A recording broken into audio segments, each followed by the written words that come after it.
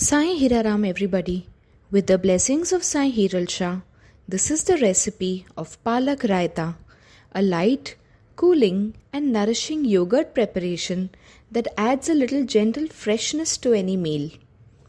The ingredients that we will use include spinach, curd, water, black salt, sugar, black pepper, cumin powder, fresh coriander and jaggery powder. For making Palak Raita, we will first heat some water. Add the spinach and let it boil for a while. Remove it and immediately transfer it into cold water. Let it soak for some time. Now strain the spinach well and put it into the mixer. Grind it into a smooth paste.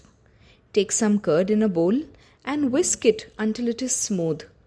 Add sugar and black salt and mix well.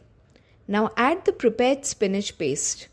Add black pepper and cumin powder. Mix everything gently until it is well combined. For garnishing, you can sprinkle cumin powder, black pepper powder, red chili flakes, fresh coriander and jaggery powder. You can serve this yogurt preparation chilled. With the blessings of Sai Hiral Shah, your delicious Palak Raita is ready.